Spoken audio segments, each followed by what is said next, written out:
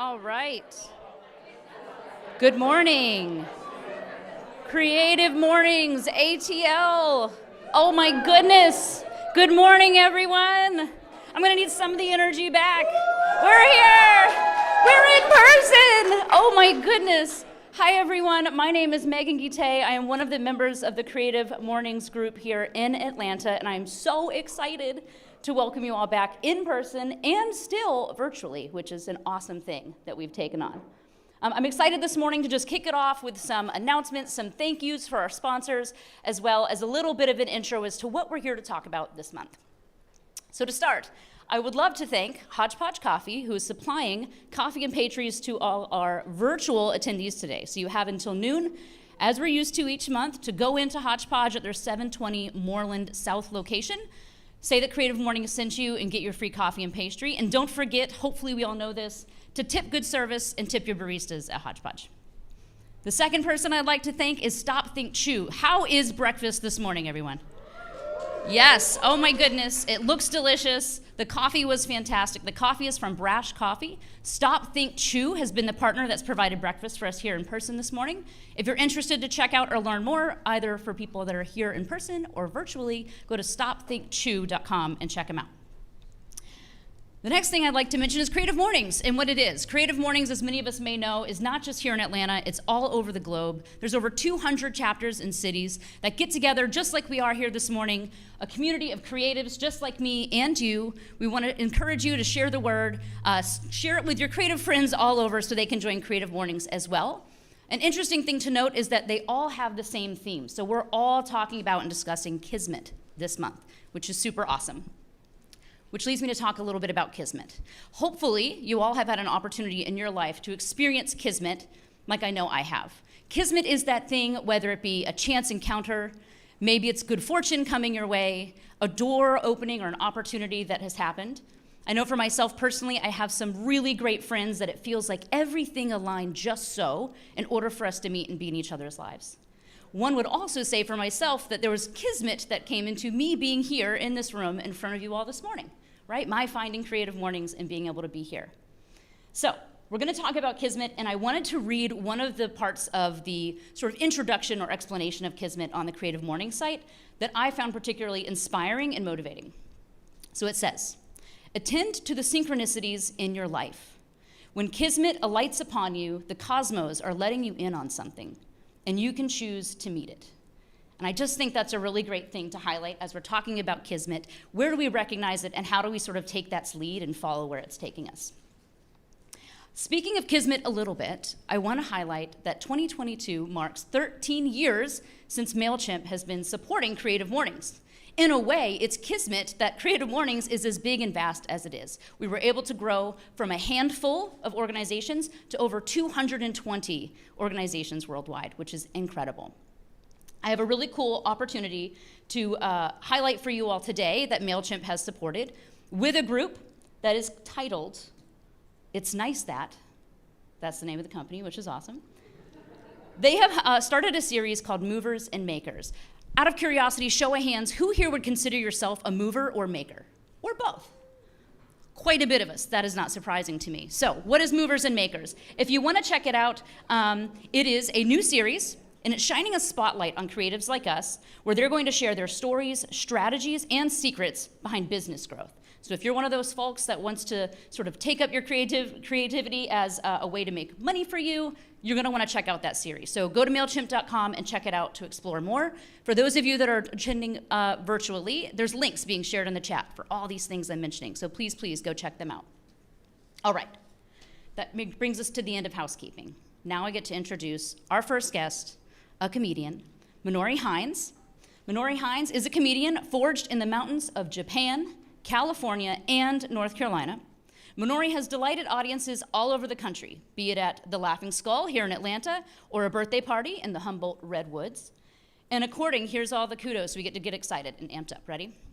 According to Todd Barry's book, Minori is young and funny, which is fantastic. Janine Garofalo, who I love, deemed them almost too funny, right? Bobcat Goldthwait thanked them for not being terrible, and he also gave us permission to share that. So I think that tells us we're in for quite a treat. Everyone, please put your hands together and welcome Minori Hines for us this morning.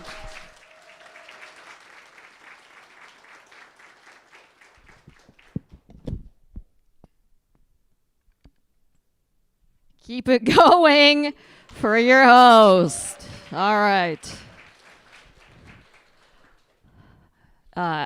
It's nice to see some masks like that. It's always felt a little kinky to me to have the mask on, you know, like I take it off and I'm like, now my main face hole. It feels a little eyes wide shut. A little dramatic. But anyways, it's good to be here. I spent most of my life in Asheville, North Carolina, so that was a struggle as an Asian person. Asian, but I'm from Appalachia, so what does that make me? Appalachian, correct. I'm an even rare breed. I'm a Japalasian, so it's like being an endangered species, so please be nice to us. That's not like a census term. That's something I made up, so if you see one of us over there, don't be like, Appalachian. That's an inside the head word. Type it silently in the keyboard of your mind. But yeah, I was standing on a street corner in Asheville, and this older white gentleman looked at me, and he was like, "Hey, Oriental honey." And I was like, gross, that sounds like one of those like safety cone orange sauces you get in a little packet with Chinese food, maybe with too much MSG. You know, I was like, I wish I could just yell out sauces when I saw people based on a look. Hey, gravy. Hey, goddess dressing, or whatever, you know. And then I was riding my bicycle in Atlanta, and this guy just yelled out, "Hey, sukiyaki!" So I guess people see me, and they're like, you know, I do need to restock on my wasabi. So I don't need to be famous. I just want to not be a condiment, you know? Somewhere between ninja and hot sauce. Like a person, that would be cool. It's cool to be doing like a real show. You know, I've done a lot of ambush shows where people are eating and they're like, what's happening? I wanted to spend quality time with my family. And now I'm like, ah. So it's good. You guys are expecting the performance. A lot of Civil War paraphernalia that I've had to like ignore while powering through my comedy. So none of that here. Glad you guys got my shoes that I sent over.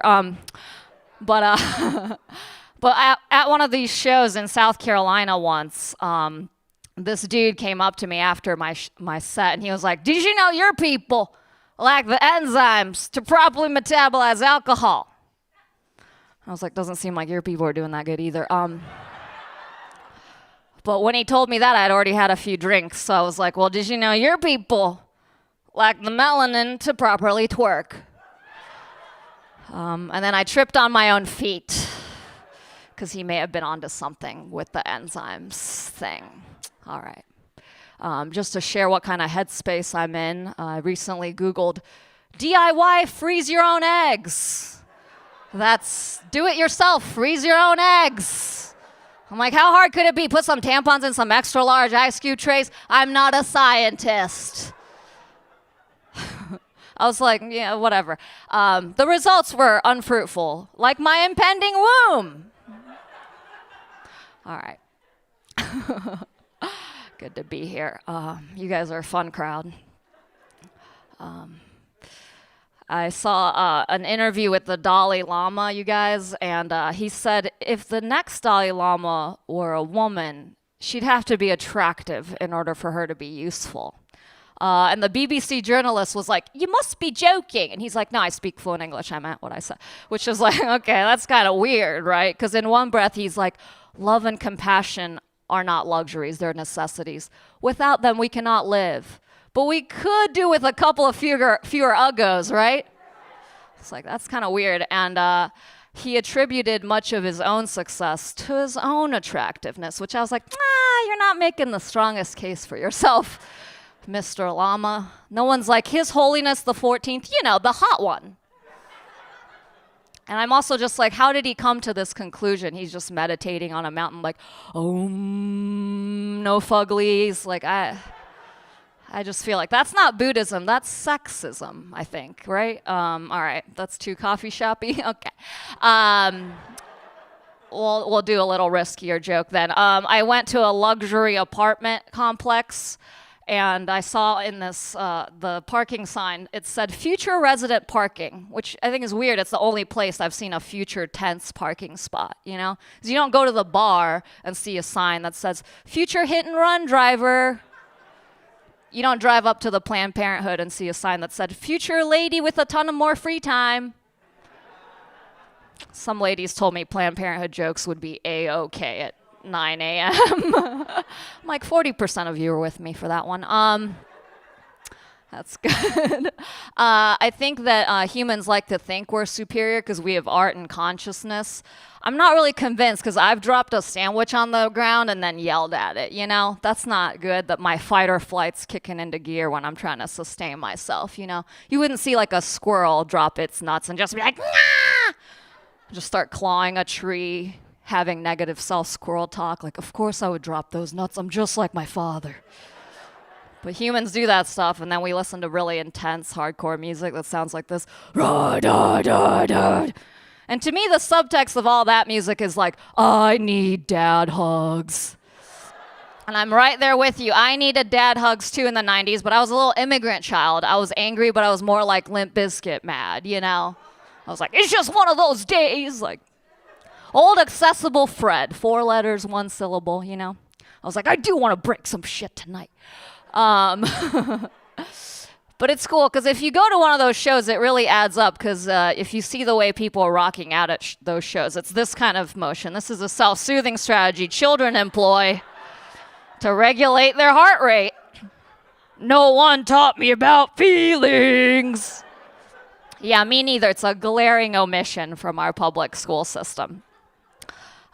I came here as a little immigrant child, and I was really suspicious of American things. Like, I didn't really understand Barney, you know, because I came from the land of, like, anime, Miyazaki movies, very elaborate illustrations. I come here, and it's like Barney, like, I love you. I'm like, what is this ugly dinosaur with a smile plastered on its face? I don't trust it, because I come from the land of Godzilla. You know, dinosaurs are like villains to us. He's like, I love you. I'm like, okay, but if I don't love you back, are you going to shoot fire out of your mouth? Laser out your eyes? All right, would have killed in a Japanese American museum. Okay. All right. I'm going to wrap it up here with some jokes I usually do at the top. Okay. You guys, I did come to America in the 90s. I had to learn English and slang at the same time, so that was a struggle, right? People would be like, you da bomb. And I'd be like, no, I am a small child. They'd be like, no, you da bomb. I'd be like, no, you da bombed us many years ago. All right. And another fun phrase I learned coming to the States was this phrase, stranger danger. Oh, what a cutesy rhyme to talk about real-life predators with small children. Because it's more like family or family friend danger, statistically speaking, right? That should be relatable to about 1 out of 5 of you. All right. That's been my time, you guys. It was Kismet to be here.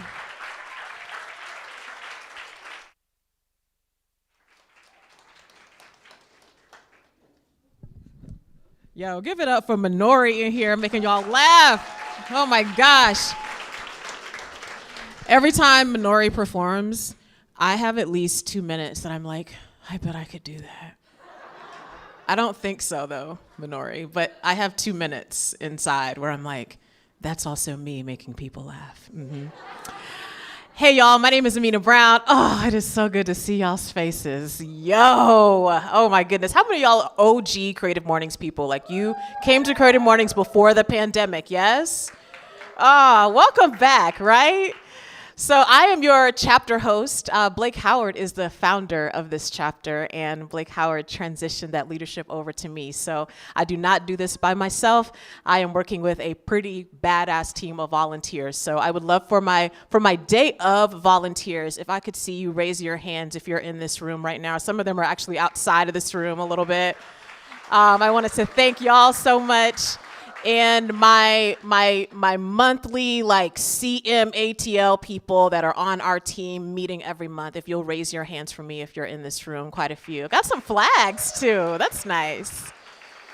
So yes, that can also be you if you would like to volunteer here. We would love to see you. There's always a thing to do. Oh, speaking of that, there are a couple of seats left in here. So I know we have some folks out there. So if you have a seat next to you and you want to just be a usher right quick and raise a hand, you could look in here and you too could sit inside the room. Come on, welcome the people. We love to see that. Okay. All right. Y'all want to go ahead and be following Minori. You want to do that because they have shows all over the place. And how else would you find out if you don't go to Instagram right now? Follow them at Buffoonery. Minori, you did that. You did that with your Instagram. You did that. I like it. Mm-hmm. Also, let's talk about our amazing local partners. So we're very excited. We get to have MailChimp as our global and local partner. We are the only chapter in Creative Mornings that can say that. And we have some other amazing local partners that help us do what we do. We want to give a special shout out to Gene Kansas Commercial Real Estate in the building. And actually, Gene Kansas himself is here. So Gene, will you raise a hand for the people? Yeah, Gene Kansas is here. We have some of the team is here as well from Gene Kansas Commercial Real Estate. So if they'll raise their hand a little bit, you'll get to see them. Cultural developers. Gene Kansas Commercial Real Estate is about creating purpose-driven spaces, opportunities, and memories that aim to make a positive difference in the world. How many of y'all have been to Constellations before? I have a few people here that have been there. Yeah. You'll have an excellent opportunity to go there next month. I have so many announcements to tell you. Well, Constellations is just one of the amazing spaces that Gene Kansas Commercial Real Estate has been a part of creating. Also, if you're familiar with the Blair Building, if you're familiar with the Virginia High Building in Virginia Highland, these are just other amazing spaces where Gene Kansas Commercial Real Estate continues their commitment to discovering and honoring a building's story in both passion and purpose. We love to see that, right? So in association with Gene Kansas, Constellation Satellite Events is now offering the ability for some of these spaces I just shared with you about that you can also be a part of seeing how you can do events in some of those spaces. Don't you love events? Don't you miss the people? Don't you want to be back out doing the things? Okay? So you can do this with some spaces that Gene Kansas can help you with. So look, you want more information? Where do you go? You go to genekansas.com. All the stuff is there. All the stuff. You go to there, okay? Speaking of that, we are here in Moda. Can we give a hand for Moda, our venue partner? Yeah? So the Gene Kansas team has been so great to us over these last couple of years during the pandemic, and we're still in a pandemic, guys, actually. But now that we're just trying to transition ourselves, just help us, bless our hearts, okay? So we're excited. We're here at Moda because of the Gene Kansas team. So if you have not checked out the exhibits here, please make sure you do that before you leave today. Moda is a fantastic space, and you definitely want to be a part of that. Make sure you peruse there. Make sure you grab a couple of free passes at the front desk. Don't y'all love free stuff? I know y'all love free stuff. It's only 2 of y'all in here that's rich, so everybody else loves free stuff, okay? Okay, also, listen, speaking of spaces that you can rent, because Moda is connected to Gene Kansas, okay? You can, through Gene Kansas Commercial Real Estate, you can host events in Moda's inspiring galleries. Don't you feel inspired? at this moment, you can do it. You can rent Moda spaces to host social gatherings, board meetings, product launch parties, team outings, photo shoots, everything in between. So make sure you go and visit GeneKansas.com. You can also reach out to Brooke Rashid, who is here with us. Brooke, raise a hand real quick. You can go talk to Brooke today and have your birthday party right here. You could do that. You know, you could tell your child you're taking them to the forest, bring your kid right here. Also, I cannot give a big enough shout out to our video partner, Off the Record. Off the Record has been working with us since I have been leading this chapter. They make our videos look so crispy, okay? So all my people that are watching virtually, it is because of Off the Record that you are seeing this amazing footage right now. So Off the Record is a content creation and storytelling studio in Atlanta, Georgia. I believe Off the Record's founder is here, even though she didn't ask me to be saying her name right now. But Sam is the founder of Off the Record. She is here. So if you need content creation from some creators who are disruptors and innovators and give a damn, Off the Record is the place for you. You understand? You could have your kids party here, tell them they're at a forest. You can hire Off the Record to also film them. I'm giving y'all event ideas today. Okay, it is good to be back in person with you all. Due to Creative Mornings guidelines all this year, I know those of you that are my OG people, you remember us like packing out some 600-seat places, right? We're going to grow back to that slowly, but for now, to keep you safe, our events will remain small. So this is where we need a favor from you. If you are here today, maybe take a little break the next event so other people have a chance to attend, right? We're hoping over the next couple of years, we'll grow back to some of that OG size that we're used to, but for now, we want to keep you safe, and having our events smaller is the best way to do that. Speaking of events, we are switching it up this year. This is our experiment year, and I feel like this is a good year to experiment if you're not doing it already, because we're sort of in this transition. We're figuring out how do we do this during the pandemic, so this is what Creative Mornings is doing. Our OG folks, you were used to every month on the last Friday, we always had a morning event just like this one. This year, we're actually alternating, so that means next month, our event will not be in the morning, it will be at night. It will technically be a creative evening. Doesn't it sound so sexy? You loved it?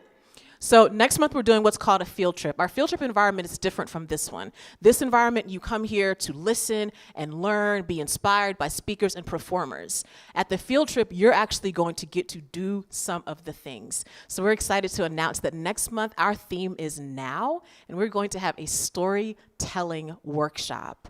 Oh, yes. Okay. And this is going to be at Constellations. So if you have not been to Constellations as a space, you're going to get to experience it in a really cool way while we do that workshop. Tickets for that are going to be super duper limited, okay? So you got to pay attention to your socials, make sure you're on our newsletter so you can make sure you get those tickets. We're excited for Courtney Tierra to be our facilitator.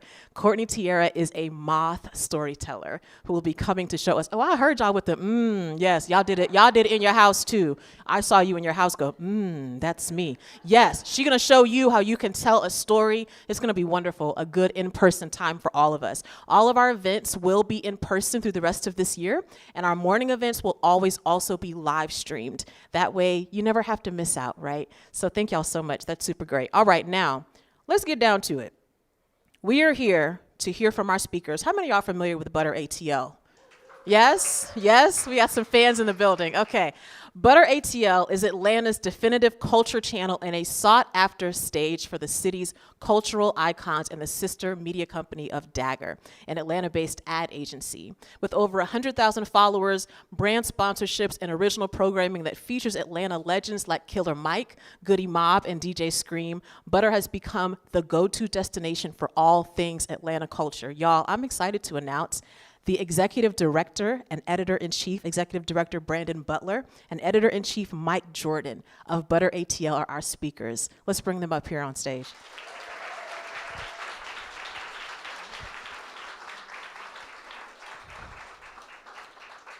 Ooh, y'all, I'm so excited because let me just tell y'all something. We're gonna be in conversation here with Brandon and Mike, and then we're gonna open up for questions from those of you here in the room, as well as my folks that are there virtually. So I've been here in Atlanta since '98, so I'm not a peach.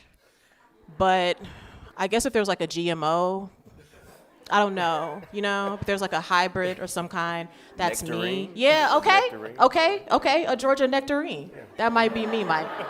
That might be me. No fuzz. New content. Okay, please, thank you. Okay, so when I saw Butter.ATL pop up on Instagram, like having been in Atlanta as long as I've been here, and I was not born and raised here, I was seeing some content there like, yes, I just saw somebody mention Club Essos on Instagram. Yes, like there was just something so wonderful about what both of you have created, and we want to talk about all the things related to that. But before we get to that, every hero or villain has their origin story, and we are all here in Atlanta. We need to know your Atlanta origin story. Some people here have just moved here during the pandemic. Some people are Grady babies, born and raised here. Tell both of us, what's your ATL origin story? Yeah, absolutely. For me, and I get this all the time for Butter, I was not born in Atlanta. I apologize. I'm not a Grady baby. That was, believe it or not, it was outside of my control. But I did move here when I was about 6 months old, so I've been here my entire life. I think, for me, my Atlanta origin story is just, being here as a kid, growing up in the 80s and 90s and kind of just seeing the evolution of the city.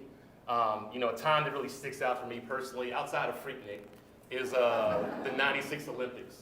I kind of tell people all the time, I think, we always talk about this idea of like old Atlanta and new Atlanta. And it's hard to kind of pinpoint exactly when that was, but I think the beginning of the transition for that was right around like the 96 Olympics and just seeing the transition of the city, the good and the bad that came with it. And, as a kid that grew up, I remember being everywhere from East Lake Meadows back in the day. For those of y'all who don't know, East Lake Meadows, shout out Little Vietnam. Little Vietnam. You literally could not even ride through there without a police escort.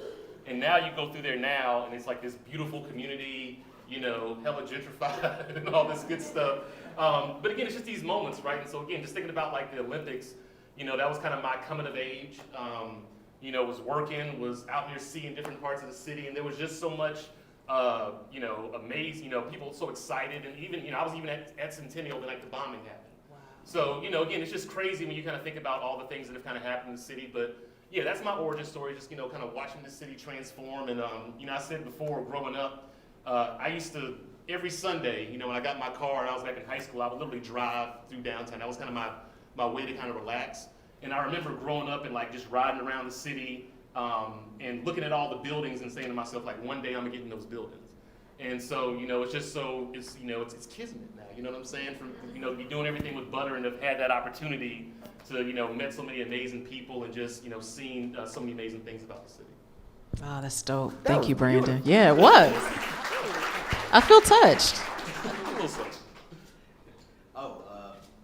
So Mike Jordan, I'm also not born in Atlanta. I was born in Nashville at what used to be Baptist Hospital, and moved to Huntsville, Alabama, where I was raised for the most part with my mom. And dad got divorced, and so he's in Nashville, mom's in Huntsville. But a lot of family here in the Atlanta area, mostly East Cobb and also far east side. But my origin story is, again, pre-Olympics. Moved here in '95 to go to Morehouse, and I play alto saxophone, which is a weird thing about me. And I'm a concert alto saxophone player, not the kind that is, more on the John Batiste side than the Kent Coltrane side. You know what I mean? So. Weren't you a drum major? Yeah, I was a drum major in my high school band. We kicked all kind of ass. We were great. But I was told, go to Atlanta. The music industry is becoming a thing there. And in the mid-'90s, that was absolutely true. So I really made it my goal while I'm at Morehouse, okay, I need to get internships. And my goal is to get to LaFace Records. And I found out about an internship at the very last minute, a deadline for So Def recordings. And I wrote the essay and got my letters of recommendation in and got all the stuff in and sent it off. And I made it past 200 people to be Lil Jon's intern, who was the vice president of A&R at So Def before he was the king of crunk.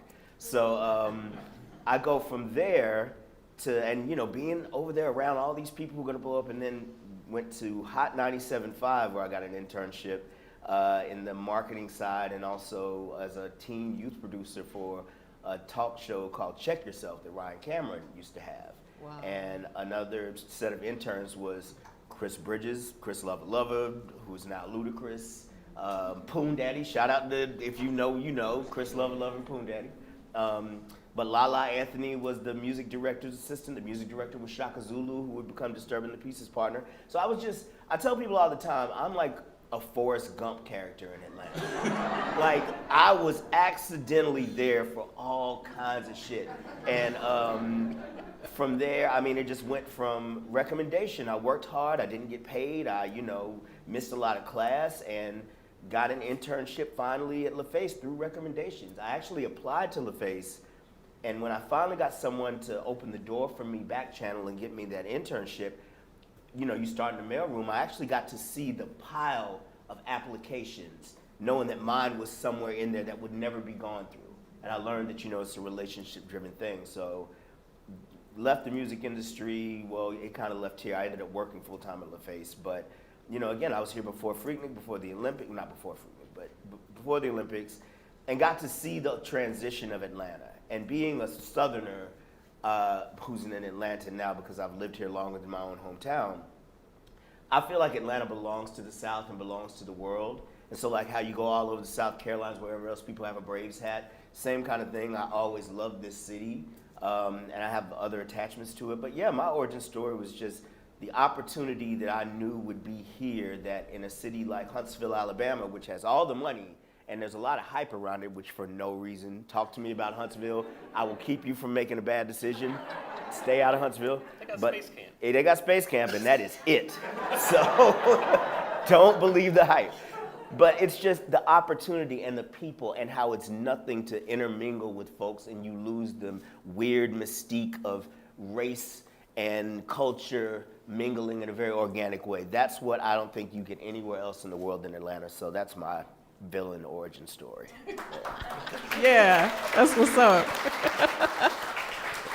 This month we're talking about Kismet, which in my mind is moments you have where you're in the right place at the right time, and both of you have described that in your origin story. What about Butter.ATL is Kismet right now? What is it about Butter.ATL that this is the time, this is the place? Yeah, I get asked, and I even ask myself, if Butter was the relaunch today, what would be different? And I don't know, I mean, there's just so many things that are kind of happening in the world. For me, I think the reason why Butter and everything we've kind of done is fate is not only because of right now, but what really happened back in 2020, I think was kind of a turning moment for us. That was my first pandemic. I don't know about everybody else. Going home, my background's in tech, so I remember like when everything kind of shut down, I remember kind of telling the team, I was like, look, everybody's gonna be at home on their phones. Let's figure out a way to kind of lean into this and just kind of give people support. And if you go back and look at that content, yeah, we used to have fun, but there were times when we actually asked people, said, look, we know shit is crazy right now. Are y'all okay? How you feeling? You know what I mean? Like, we actually used to put content like that out. I remember then when the whole social justice movement, started happening around everything with George Floyd, I think that was the moment where even me personally, one of the things I saw was just so much misinformation floating around, right? They were like, and this was really happening, right? Like, there were really people that were sending out, fake events and trying to get, Black Lives Matter folks to protest across the street from, other crowds. And there was all this misinformation running around. I remember we had this conversation. I said, if anything right now, Butter can kind of be a source of truth. So we really kind of leaned into this idea. We launched the Now Atlanta text line. We were actually saying, okay, look, if you're gonna go out and you're gonna participate, we want you to be safe. So these are events that we know who's putting them on. We know that, you'll be okay. If you need resources, here are resources. Then the elections were coming, here are resources for the elections. And so for us, it's all about having fun. I get that. But one of the things I always tell people is, with us, there's three kinds of content, right? There's vitamin, there's candy, and there's painkillers. And, there's a lot of candy out there right now, y'all. There's a lot of candy. And we all like candy, but the reality is, too much candy rots your teeth, and it's not healthy. That's why I tell my 5-year-old son every day. But there's also candy, there's also content out there that's vitamins, right? It can be inspirational. It can add that little extra thing. You don't necessarily see it in the moment, but when you look back at the totality of it, kind of like when you take your vitamins and you go to the doctor, you say, wow, this really did kind of help me out.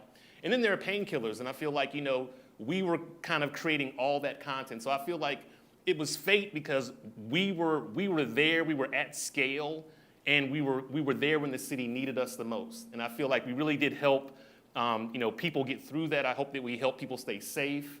And then just kind of going on, when you've seen all the other things that we've kind of done and launching the email newsletter and putting out content, there's more to Atlanta than broken car windows and fights at Lenox Mall. And so, if anything, I think it's great that Butter has been able to show that side of the city because, again, it's very easy to get caught up in those things when you're trying to grow a channel and trying to grow, and you see that, you get that dopamine hit. But for us, it's like, it's not just about that. It's about these other elements of Atlanta. And I say this, and I'm going to say this too, because people have said, that's not culture. I've had people say stuff to me like, Butter is the white version of Atlanta, which I don't really understand because Mike and I are black as hell, and so is the rest of the team. I'm the white Liam Neeson, you know what I mean? So if y'all watch Atlanta, y'all missed that joke, yeah. But I always ask people if Butter is the white version of Atlanta, which it's not, and I don't even understand what that means, what's the black version? What could we do to be more black? What could we do to be more authentic? And nobody's ever given me an answer to that question because I don't believe that you associate, blackness and authenticity and culture with crime in the worst parts of the city. We're not ignoring and saying those things don't happen, but if that's all you're talking about, what are you really serving? Mike, thoughts? That's exactly right. I mean, I came on to Butter in 2020.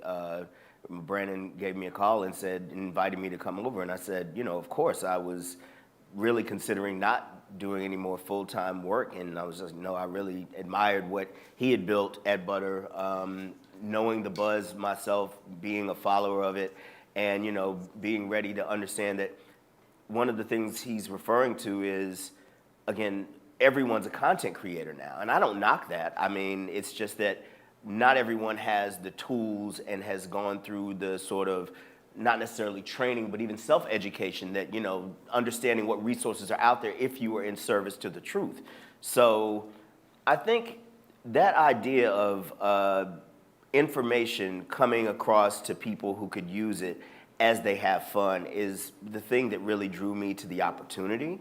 There's just so much that happens here that doesn't get covered because a lot of problems exist in Atlanta's media infrastructure as it is, and Butter's ability to cut straight through that is more about the fact that the audience organically came to Butter because Butter was an authentic representation of itself being something that loves the city of Atlanta, and that's the North Star. So I'm just a big believer of being in service to the truth. I really try my best not to lie. I, even had to think about I don't know how much truth I need to be dropping in front of these folks at CreativeMornings because she can get a little, got my War Machine t-shirt on. I'm ready, but, I am in favor of, really understanding the responsibility of if you have the audience, be in service to them and not yourself.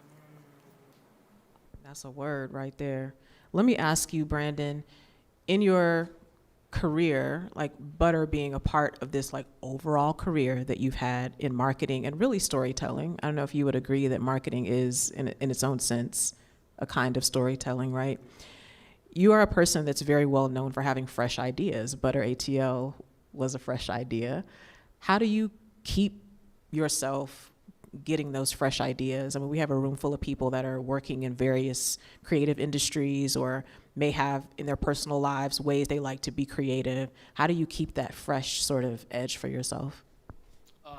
Well, first of all, it's just being honest, right? I think, it's being honest, it's looking for insights. It's just, I don't know, I think one of my superpowers is kind of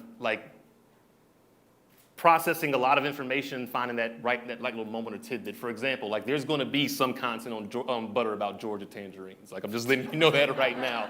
I saw the crowd's reaction. I was like, yeah, there's something there, right?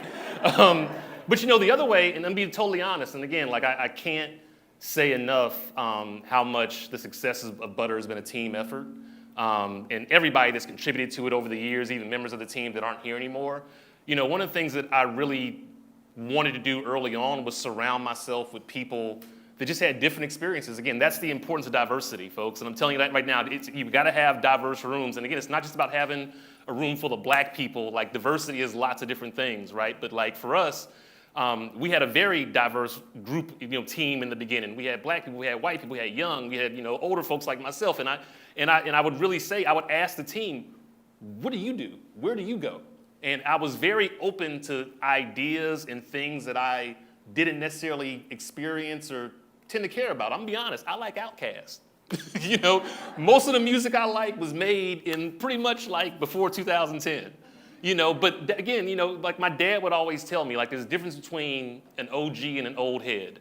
And, you know, an old head is always looking at somebody and saying, oh, you know, you don't remember, I had it better, or, you know, they're always like kind of putting the newer, the younger crowd down. I think the OG is somebody that says, tell me what I don't know. And so for me, it was really about surrounding myself with surrounding us with a younger team, with a diverse team that did things we all didn't always necessarily do the same thing. We all left work. You know, some people went to one side of the city, some people to the other sides. People listen to different kinds of music, and I think again that's what brought that totality of different types of perspectives to Butter to where it just wasn't one thing. And again, that's where the ideas come from. Again, it's just those moments where you'll see something, you get that moment of inspiration. But I think on top of that, the biggest piece of advice I can give everybody is just listen to people around you, talk to people around you, look for ways to get inspiration. There's so many things out here, and there's just nuance, right? Like, one of the reasons why I love Atlanta on FX by Donald Glover, right? There's just so much nuance that, you know, I always tell people, if you're from Atlanta, you have if you're not from Atlanta, you have an appreciation for the show and the good writing. But if you're from Atlanta, you have so much more appreciation because it's so authentic. They'll go somewhere and you'll know where they were at. And they don't even change the name of the restaurant. You know what I mean? And I'm like, this is what it is, right? It's that nuance of the person who doesn't speak the language or doesn't know it isn't going to know this and appreciate it, but the people who are from here see it. And I think that's what Butter is. Like, when people see it, if you're from out of town, oh, that's funny. But then if you're from here, you see the little nuance or the little Easter egg that we put in there for you that lets you know that the people that are behind the scenes have been to the Essos before, have been to the Atrium. You know, we've sat in traffic on 285. We remember the 85 bridge collapse. There are all these little things that we can tap into without saying it that just, again, make it authentic. So yeah, you know, inspiration comes from everywhere. You just got to be open and honest with yourself, and you got to lose the ego. Because in this content game, you know, I always tell people you got to feed the beast. And, you know, I don't really get into likes and all that stuff anymore because, again, like, who cares? You know, put the content out. You know, so, and I think, and again, just having that level of honesty with yourself and with your team, and just knowing, like, if you put something up and doesn't get 1 million likes, it's okay. You're gonna have 50 more pieces of content, you know. I love that, Brendan. Thank you so much. That was great. Mike, I want to turn to you with your experience in the music industry and in media. You have something in your bio that I really love, and I wanted to see if you'll speak to it a bit for us. You said you think it's important that news and media is delivered from inside the community, particularly to communities that have historically been underserved by traditional media. Can you talk about that and maybe also give us some light into how Butter.ATL is sort of a part of doing that? Yes. You think about how Atlanta is changing, and it's changing in ways that are good. It is changing in ways that we can all see are not really equitable. We've had this problem with income inequality for a very long time. As we move to a tech-forward future and all this new opportunity and people understanding that Atlanta is a great place, there are stories that need to be preserved and told. There's still stuff that has not been told from Atlanta's history and the origins, or at least not enough people know, but there's also going to be a lot of stories that are going to be ongoing and they're coming in the future. When the people who are given the privilege of reporting that have to come from a very, small gap of who knows them and what graduate school they attended or who co-signed them, that's when you get into the false, terrible place that a lot of media finds itself in. It's that privileged group of who gets to tell the story. And again, I believe in empowerment. I believe that, we all start off as babies. Again, almost to what Brandon said, you weren't as responsible for getting here as you said. Babies don't come here with a degree from Columbia School of Journalism. Everyone has to be taught. Everyone has to be given an opportunity. Actually, I'm gonna give somebody a shout out real quick. My friend Amelia right over here is very responsible for part of my career. She gave me a free ticket to a food writing conference in Knoxville, Tennessee. And a lot of people think that I'm this food journalist, which I am, but I consider myself bigger than just food because you get pigeonholed that way. Next thing, I'm only a food writer. But I wouldn't even be doing that if Amelia hadn't had a free ticket and said, I can't go, why don't you go? And I meet John T. Edge, and I meet Adrian Miller, and all these beard winners, and I'm one of only 10 black people in a room of over 150 food journalists who are mainly white people, which I'm all good with all kind of people, but that disparity showed me. And again, what was the subject matter? Black food. And it was the wildest shit ever. I was just like, what is going on here? We've got to do a better job of telling the story of black food. Woohoo! And I'm like, but who's going to get to tell that story?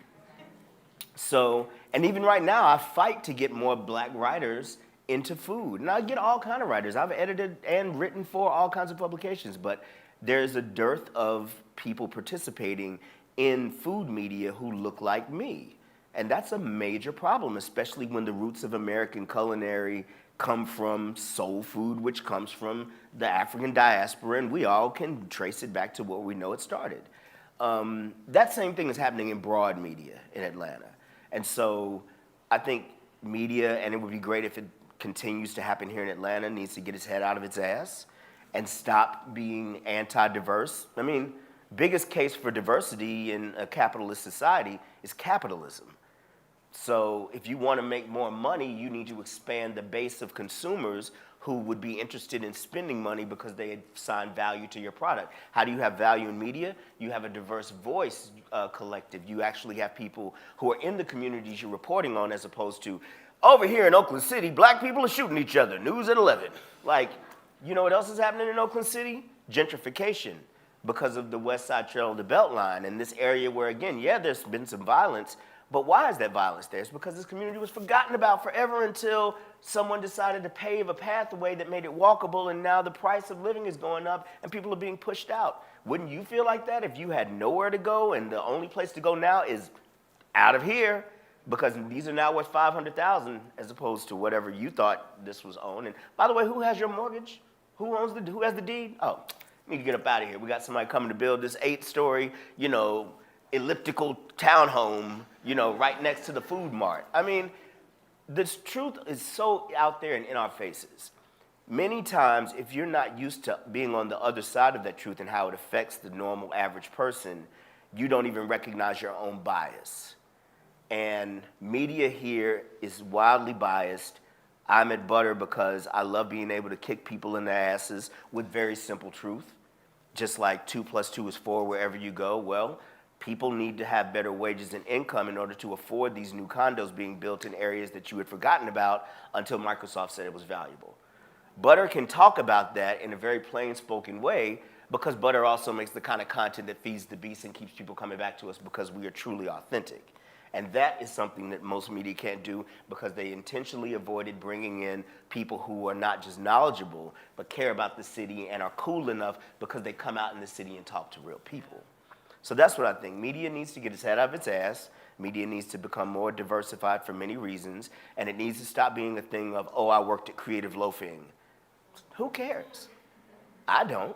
I mean, and most people don't either because y'all read the most recent Creative Loafing? No. So you read Butter.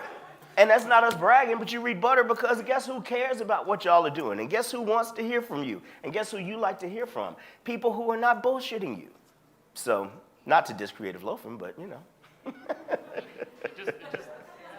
just to go off of that, I mean, again, like in a city like Atlanta, every business, if you have a business, what's that? Oh, so in a city like Atlanta, I mean, it's crazy to me that a lot of businesses don't have diverse people in the room. Like, if you can't get diverse talent here, where else can you get it? You don't want it. You don't want it. Yeah. And again, that's what makes it better, is having those perspectives in the room from all different people. So again, if you can't do it in Atlanta, like, you just don't want it. You ain't told a lie. Mm-hmm. One more question, then we're going to open up for questions here. And from our virtual folks, you can put your questions in the chat. I already have one that I think Brandon's going to find interesting. So please be thinking about your questions here. Last question for both of you. What do you hope for the future of ATL? I'm a father. I just hope that Atlanta is a place where I can continue to, raise my kids and have my family in a safe environment. I think, Atlanta's a great place. For those of us that have traveled, I'm sure a lot of us have been many, many places. I know that's something I've struggled with way before we even started Butter, right? It's like, if I ever left here, where would I go?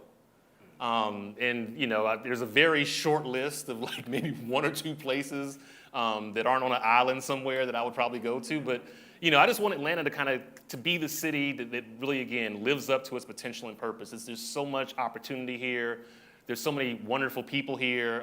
The weather's a little crazy, So I hope they can get that under control. But honestly, I just want Atlanta to be, the weather's on shuffle here. Y'all know that. You know what I'm saying? It's completely like we need the aux cord back. Come on.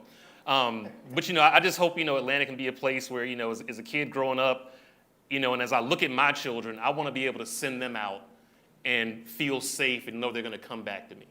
I want them to be able to get up and go to Cascade Skating Ring and or Atlantic Station or wherever it is, right, and be able to know they're going to be safe. They can go have a good time. They can go get a good education. At the end of the day, they can come back home safely. So I hope that Atlanta just continues to grow and live in its full potential. And shout out to my boy Andre.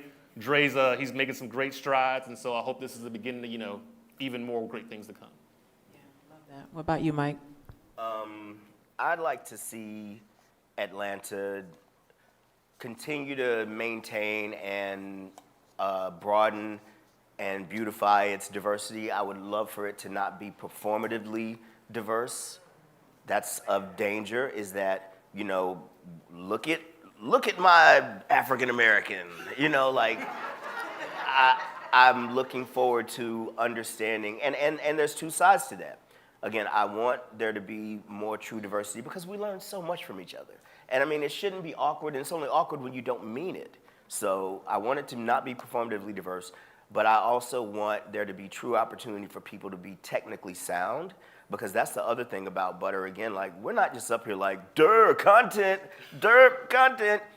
Brandon's a genius. Brandon's a brilliant, brilliant dude. And I'm very smart as well, and handsome, and sexy, yeah. And I'm married, everybody, so calm down, all right? But we actually are technically sound. And, when I'm writing, I'm not going to, the last thing I'm ever going to do is just give a black person a chance because they're black if they can't put an apostrophe in the correct place. So I also want to help that person to know how to get technically sound and to put a story together and to understand the broader aspect of what we're trying to do. And the same with content. We're not just throwing something up. Brandon has a better way of just knowing, like, this needs to go live now. I'll look up there and he'll be like, it's already live, baby, it's good. But he knows how to do that. So that's the thing. I want technical precision, and I want true, honest diversity for Atlanta, because if we continue to keep our hands on the equalizer and tweak the sound like that, like, we'll make more Outcasts in the future. We'll have Earth Gang and the offspring of those kind of great things, because no one else has the recipe that Atlanta does. Yeah, love that. We're going to take some questions. I'm going to take a virtual question first, and then for those of you in the room, you'll stand and project your question to me, and I will say it again out loud on the mic so everyone can hear and our virtual folks can hear as well. Brandon, somebody in the chat wants to know, ask Brandon, why is he a genius? Does he want to play Madden sometime? And what's been hardest for him to deal with while building Butter? I mean, I am a genius. You know what? You know what I'm gonna say? I am a genius. I've heard it long enough. I guess. So. Handshake, though. I'm up here like, go. I'll take all the smoking Madden. Top 10%. Top 1,000 players in the world. But anyway, and what was the last part? But again, if y'all want Kangpin 17.5 on PSN, come holler at me. I want all the smoke on Madden. And what's been hardest for him to deal with while building Butter? I mean, honestly, the hard thing is I've always been a very private person. I mean, for those of y'all that know me, I mean, I'm switched up a little bit, but I'm normally in my uniform, same thing every day. My background's in tech, so I'm used to being behind the scenes. I'm a web developer by trade, believe it or not. You know what I'm saying? Went to Georgia Tech and Georgia Southern. And so honestly, the hardest thing for Butter is just not having been so out front, but it's become so closely personally associated with me. That's just been an adjustment. Like I said, y'all, like, I go places and people are like, oh my God, you're Brandon from Butter. And I'm like, where's he at? You know? But on the flip side too, again, I've even had people, I've had people say things that aren't true. I've had people post me and Mike's, LinkedIn screenshots on Twitter with some idea that we're both like black puppets with some white puppet master telling us what to do. And like, that shit hurts because I'm black as hell. Like I'm saying, I am black as hell, y'all. I've been black my whole black ass life. You know what I'm saying? And so again, like this whole idea that, we're some way or shape or form being inauthentic, it's just something I had to just, I had to deal with. You know what I mean? Again, I've had people, I put out a post one time, I said, y'all wouldn't believe the amount of hateful, racist DMs I've gotten related to Butter. It's just crazy. I'm like, yo, get a life. You know what I'm saying? So, I mean, the hardest part has just been, that was something I wasn't prepared for. I'd say the other hard part, honestly, was kind of going back to the whole social justice movement. When things happen, when black men are getting killed by police and these things are happening in culture, we have a responsibility to say something, but like, that shit is heavy, y'all. Like, I really have no desire to brainstorm content at the speed of culture about another black man getting killed, period. Like, that shit is hard. I remember when Rayshard Brooks got killed, I was at home asleep and my phone is going off because people were literally in the line at Wendy's sending me the videos at 1 o'clock in the morning, right? This is before it was even on TMZ or on the news, right? So I couldn't even get away from seeing a black person dying from opening up my phone at 1 o'clock in the morning and seeing death, right? And then the whole idea is, now I gotta get up and say something because if Butter doesn't say something, they not authentic. So that's probably been the other hard part for me personally is I have no desire. And so that's why we don't get into a lot of the crime stuff. If there are certain things, we'll talk about it, but like, we're not, and I'm telling everybody, we're not gonna race to give you all, crime and disaster porn. That shit weighs heavy on my soul. It weighs heavy on me personally. And even, even when like people do pass away, Archie Eversole, who was a friend, like these people are friends of mine. When Jovita Moore died, Jovita Moore was my friend. I have text messages and emails of me saying, hey, get well soon. She's like, yeah, B, I'm gonna see you later. And then it's hard when people that I built relationships with, I now have to go out and say, I gotta find the right photo. Yeah. Like, how do you pick the right photo of Jovita to say she's gone? Right. How do you write that? I think I even hit Mike, I was like, I can't even write this caption. You know what I'm saying? So that's the part I don't think that people understand and really appreciate is that shit weighs heavy. And so that's why we don't get into a lot of it. Because again, I don't want to rush here and be like, oh, somebody died. Let me go find this. Like, that shit is heavy. So that's something I had no idea that would happen, and it's happened. And, we deal with it, but that's probably been one of the hardest things. Yeah. Thank you for sharing that. Questions in the room? Yeah. Thanks for talking with us today. I'm really interested. You talked a lot about wanting Atlanta to be this place for your kids to have a healthy and safe upbringing. And being in MODA, it's Earth Month. This is all around sustainability. Do you see the intersection of social justice and environmental and climate justice being more of a focus for Atlanta? I think it's very much gotten deprioritized, and I'm hoping that it'll be more in the center of discussion, especially because now with gentrification, seeing how a lot of communities that were underserved in a lot of ways are the ones who bear the biggest impact from lack of focus around environmental things. Okay, I'm gonna try. Give me 1 second. Okay, I think the question is, share your thoughts regarding the connection between social justice in Atlanta and environmental and climate justice, and how you would maybe speak to that. I'll quit. Well, it's a good question.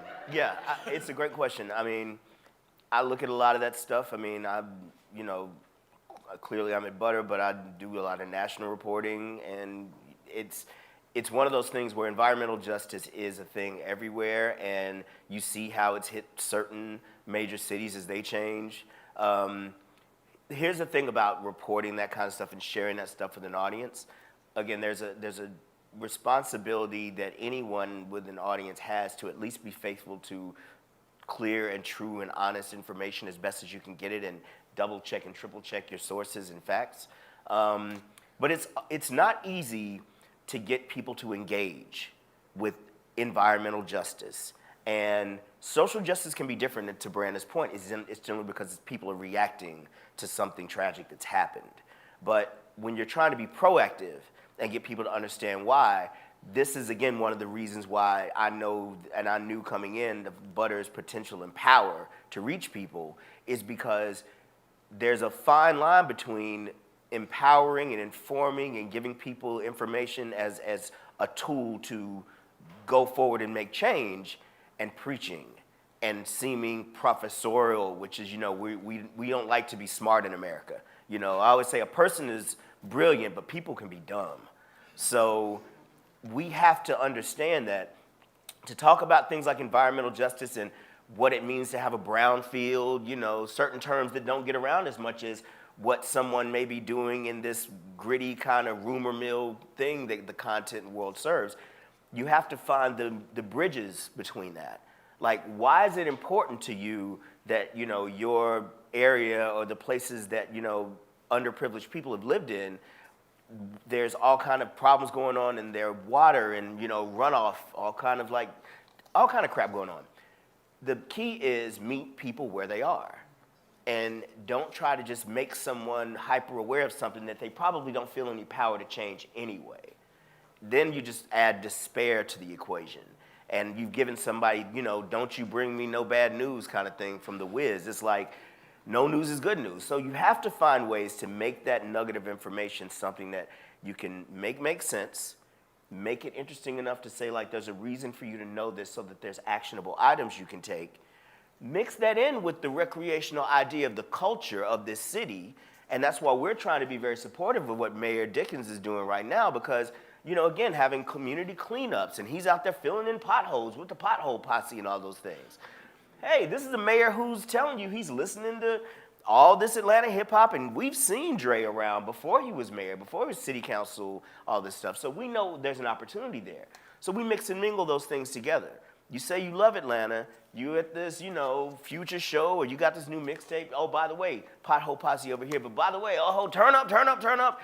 Is mixing stuff in and not being pandering, but also giving people the opportunity to not just hit them one time, but make that part of your actual overall strategy. Continue to drip information in there, and not everyone's going to use it immediately, but it's an ongoing development of how culture becomes empowering knowledge. And that's how I think you do that. And so, yes, it is something that I try to do, but it has to be subtle. People don't elect to do the thing that's smart all the time. They have to check the room and say, like, hey, are we doing the smart shit today, or what we doing? So you have to kind of trick them in a very good and altruistic way. Yeah, and I would just say, I think, as my boy Kyle Stapleton always says, a rising tide raises all ships, right? So I think you have to find a way to kind of do both of those things in tandem. Atlanta, a lot of people don't know this, but Atlanta is technically, it's an urban forest. I mean, it's a city in a forest, right? And so, next time you fly into LA, think about what it looks like versus when you fly into Atlanta, right? But, when it comes to just environmental justice, like even as you talk about these underserved communities, right? Like I grew up, and I didn't know it, but I grew up in a food desert. Like even to where my parents live right now, there's like one grocery store. All the other ones have closed down. There's literally no restaurants that don't. If there are, they sell Jamaican food, lemon pepper wings, and liquor stores. If you want to drive to a restaurant, you're going to have to go about 20 to 30 minutes away just for a regular sit-down meal with like a salad, right? And so I think when you think about environmental and social justice, you got to understand that when this new Atlanta all these new things are getting built, they're building in infrastructure that other people in the city and other people in areas don't have. And the reality is that stuff is also slowly, hurting and holding back and killing certain communities, right? So now when you look at it and say, well, why do people have, high blood pressure over here? It's because all they can do is buy damn Hennessy and lemon pepper wings. You know what I'm saying? Like they can't even go get a salad somewhere. Or the power lines haven't been updated, or the water, pipes haven't been updated, right? And again, but you see these new areas of the city, they're getting all the new stuff. So I think you have to start thinking about that, because this whole new city is getting built, but it's pushing people out. And it's just, stretching out parts of the city that already have, tough infrastructure and crumbling infrastructure. And so we have to find a way to kind of do both of those things together so that people can get their full experience and really get the full benefit of, everything Atlanta and the metro Atlanta area has to offer. Y'all, give it up for Brandon Butler and Mike Jordan of Butter.ATL. Oh my goodness, thank y'all so much. I know some of you that are here in person, I did not get to your questions. Possibly, maybe Mike and Brandon might stay around for a little bit, and maybe talk to some of y'all. But if they can't stay, and if we missed your question virtually, that's why you can go follow Butter.ATL. That's what DMs are for, okay? You go to there. It's a whole team of people, okay? Thank you so much, Mike and Brandon. That was amazing. Thank y'all so much. And thank you, all of you, for joining us today. Y'all rock. We will see y'all May 26th for our next field trip. Have a great day.